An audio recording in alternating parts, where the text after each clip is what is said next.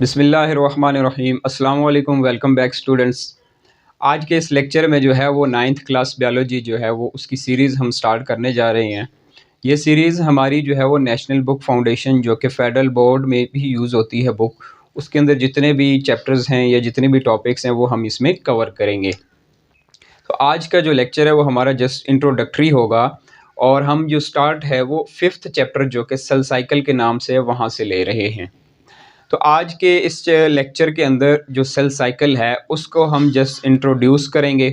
उसका एक introductory lecture होगा कि सेल साइकिल क्या होता है या सेल डिवीज़न क्या होती है, टाइप्स ऑफ सेल डिवीज़न या फेजेस ऑफ सेल डिवीज़न जो है वो क्या होती है। तो ये हम आज जो है वो जस्ट इंट्रोडक्टरी लेक्चर या ओवरव्यू लेक्चर जो है वो हम करेंगे। तो देखते हैं कि सेल साइकिल क्या होता है। अब देखें स्टूडेंट्स, जितने भी हमारे पास लिविंग ऑर्गेनिजम्स हैं, चाहे वो एनिमल्स हैं, प्लांट्स हैं या माइक्रो ऑर्गेनिजम्स हैं, उनको जो है वो ग्रोथ की ज़रूरत होती है। उनको अपनी बॉडी की ग्रोथ करनी होती है, उनको अपनी बॉडी के पार्ट्स बनाने होते हैं। तो उसके लिए जो है सेल डिवीज़न बहुत ज़्यादा ज़रूरी होती है, क्योंकि ग्रोथ के दौरान जो है उनकी बॉडी जो है वो साइज़ में बड़ी होती है या उनका साइज़ बढ़ता है।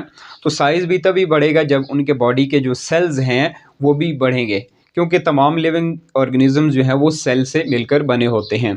तो जब सेल बढ़ेंगे तो सेल की वजह से उनकी ग्रोथ होगी। तो ये सेल किस तरह से बढ़ेंगे? वो सेल डिवीज़न से बढ़ेंगे, उनको सेल साइकिल से जो है वो गुजरना पड़ेगा।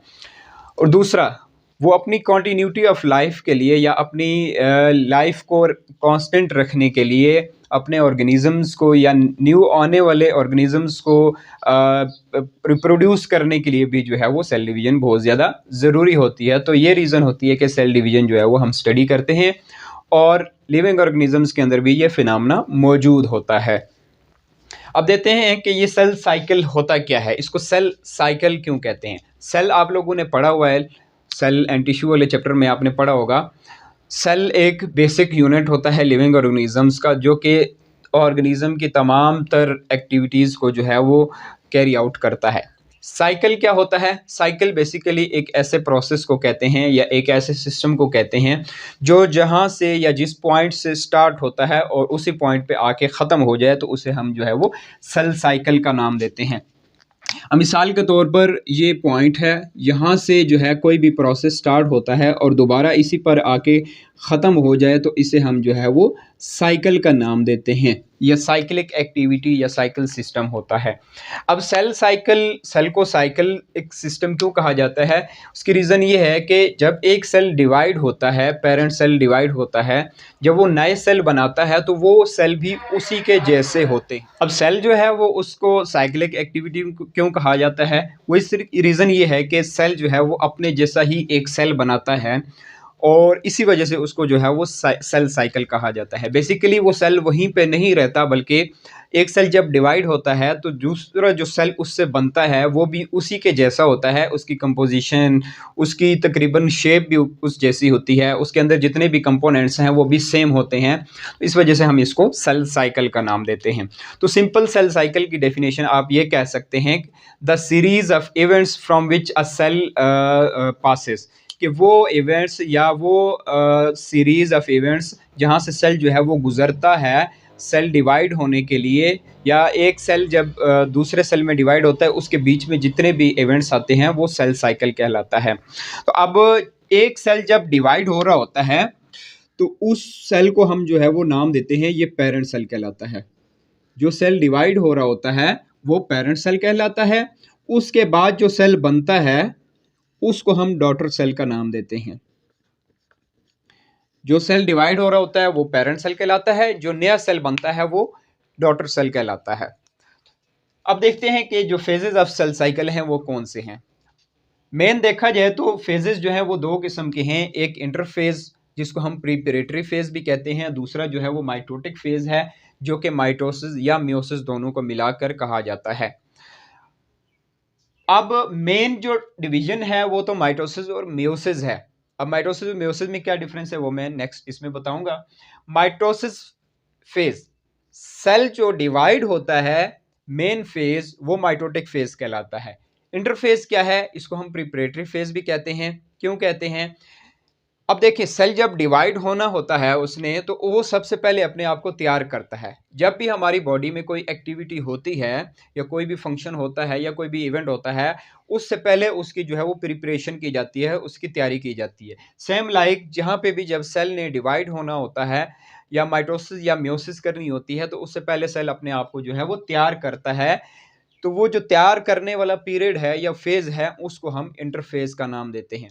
या सिंपली आप ये भी कह सकते हैं कि एक सेल डिवीजन से दूसरी सेल डिवीजन के बीच का जो पीरियड है वो इंटरफेज कहलाता है।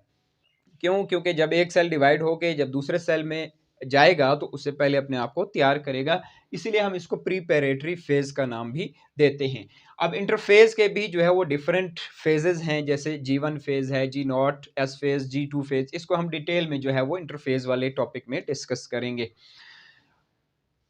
इसमें सेल अपने आप को तैयार कैसे करता है या प्रिपेयर कैसे करता है? अब सेल के जितने भी कंपोनेंट्स होते हैं, जैसे कि क्रोमोसोम्स हैं या माइटोकॉन्ड्रिया है या उसके ऑर्गेनेलीज हैं, बट क्योंकि क्रोमोसोम जो है वो भी डिवाइड होने होते हैं, तो वो उनका जो है वो नंबर डबल होता है, उनको भी जो है अगले सेल में डिवाइड होना होता है। इसी तरह जितने भी कंपोनेंट्स हैं, माइटोकॉन्ड्रिया या सेल ऑर्गेनेलीज हैं जितने भी, उनका नंबर भी डबल होता है, वो भी नेक्स्ट सेल में जो है वो डिवाइड होते हैं। इसी तरह और कंपोनेंट्स हैं, फॉर एग्जांपल प्रोटीन है, शुगर्स हैं, तो ये सारी चीज़ें जो है उनकी प्रिपरेशन की जाती है ताकि इनको नेक्स्ट सेल में जो है वो भेजा जाए। इसलिए हम इसको प्रीपेरेटरी फेज का नाम देते हैं।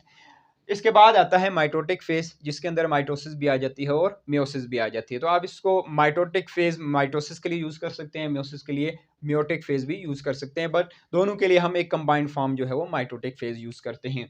तो इसके अंदर जो है वो सेल बेसिकली डिवाइड होता है, उसकी प्रिपरेशन जो है वो इंटरफेज के अंदर मुकम्मल हो जाती है और इधर आके जो है वो डिवाइड होता है। सेल का जो 90% हिस्सा है, 90% वो इंटरफेस के अंदर रहता है और 10% जो है वो माइटोसिस या म्योसिस में से गुजरता है। यानी 90% जो हिस्सा है सेल का या 90% टाइम है वो इंटरफेज में लेता है और बाकी का जो 10% है वो माइटोसिस करता है या म्योसिस करता है। तो इस तरह से जो है इन फेजेस से गुजर कर जो है वो सेल डिवाइड होता है। इसके बाद आता है types of cell division. Cell की कितनी टाइप्स हैं? मेन दो टाइप्स हैं, माइटोसिस और म्योसिस। इन दोनों में क्या फ़र्क है? इन दोनों में फ़र्क, एक तो इनके जो सेल्स बनते हैं आगे उनमें फ़र्क है कि उनकी तादाद कितनी होगी, और दूसरा जो बॉडी के अंदर सेल्स हैं उनकी टाइप्स की बेस पर भी जो है वो इनको डिफ्रेंशिएट किया जाता है। अब माइटोसिस के अंदर जो है वो एक सेल जो है वो आगे जो दो सेल बनाएगा वो दो सेल होंगे। यानी एक पेरेंट सेल जब डिवाइड होगा तो उससे जो रिजल्टिंग सेल्स बनेंगे वो दो डॉटर सेल्स होंगे, दो होंगे। और म्योसिस में अगर देखा जाए तो म्योसिस के अंदर जो है वो दो सेल की बजाय यहाँ पे चार सेल्स बनते हैं। पहले दो सेल्स बनते हैं सॉरी, पहले दो सेल्स बनते हैं इस तरह से, फिर इसके बाद जो है वो मजीद दो सेल बनाते हैं, वो अगले दो दो, तो वो चार सेल्स बनते हैं, यानी रिजल्टिंग सेल्स आपके पास चार आ जाते हैं। ये म्योसिस का एक साइकिल चार सेल्स में कंप्लीट होता है, ये माइटोसिस का एक साइकिल दो सेल्स में कंप्लीट होता है। यानी माइटोसिस तब हम कंप्लीट कहेंगे कि जब एक सेल दो सेल में कंप्लीट डिवाइड हो जाएगा, उसकी कंप्लीट डिवीजन हो जाएगी, तो उसको हम माइटोसिस का नाम देंगे। और जब एक सेल एक से दो, दो से चार सेल में डिवाइड होकर मुकम्मल हो जाएगा, उसका सेल साइकिल कंप्लीट हो जाएगा, तो हम उसे नाम देंगे कि ये इसने म्योसिस की है सॉरी। अब दूसरा इसमें फ़र्क क्या होता है स्टूडेंट्स? दूसरा फ़र्क ये होता है कि माइटोसिस जो है वो सोमैटिक सेल्स के अंदर होती है। बॉडी के अंदर जो सोमैटिक सेल्स हैं उनके अंदर जो है वो माइटोसिस होती है। सोमैटिक सेल्स कौन से होते हैं ये मैं अभी आपको बताता हूँ। और जो म्योसिस होती है ये जर्म लाइन सेल्स के अंदर होती है। अब ये आपके बॉडी के अंदर दो किस्म के सेल्स हैं, जर्म लाइन सेल्स और सोमैटिक सेल्स।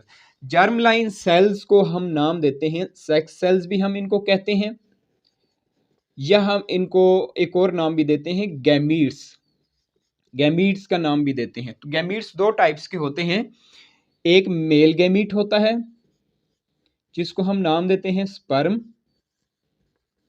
एक गैमीट होता है फीमेल जिसको हम नाम देते हैं ओवम का, ओवम, या हम इसको सिंपली एग भी कहते हैं। तो ये दो किस्म के सेल जो हैं इनको हम जर्म लाइन सेल्स या सेक्स सेल्स या गैमीट्स भी कहते हैं।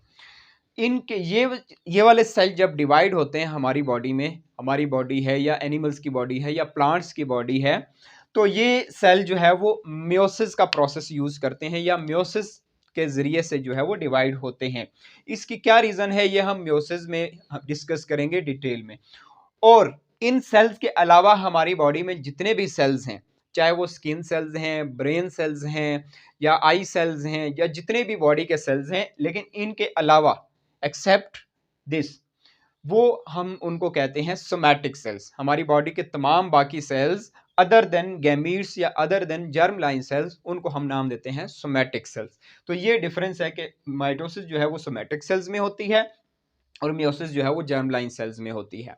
अब दूसरा एक और पॉइंट मैं आपको बताता चलूं स्टूडेंट्स कि माइटोसिस या मियोसिस में जो है वो दोनों के अंदर, दोनों सेल डिवीजन के अंदर दो तरह की डिवीजन हो रही होती है सॉरी। जब एक सेल डिवाइड होता है तो वो दो तरह से डिवाइड होना होता है। उसके दो मेन पार्ट्स होते हैं स्टूडेंट्स, एक होता है न्यूक्लियस और एक होता है साइटोप्लाज्म।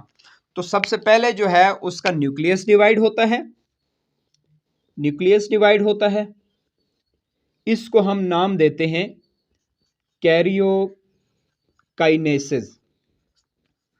काइनेसिस मींस डिवाइड होना, karyo means nucleus, karyon word से जो है ये ओरिजिनेट हुआ है। और दूसरा जो है वो साइटोप्लाज्म होता है। जब साइटोप्लाज्म, इस न्यूक्लियस के बाद साइटोप्लाज्म की डिवीजन होती है, इसको हम नाम देते हैं साइटोकाइनेसिस। ये माइटोसिस और मियोसिस दोनों में हो रही होती है, कैरियोकाइनेसिस भी और साइटोकाइनेसिस भी। तो स्टूडेंट्स ये था आज का इंट्रोडक्टरी लेक्चर। नेक्स्ट लेक्चर में हम इंशाल्लाह जो है वो इंटरफेस को डिटेल से डिस्कस करेंगे, डायग्रामेटिकली भी, और इसमें जितनी भी डिटेल्स हैं वो हम आपको इंशाल्लाह बताएंगे। तो उम्मीद है कि आपको समझ आ गया होगा। अगर आपको कोई क्वेश्चन हुआ तो आप कमेंट सेक्शन में पूछ सकते हैं। आज के लिए इतना ही। अल्लाह हाफिज़।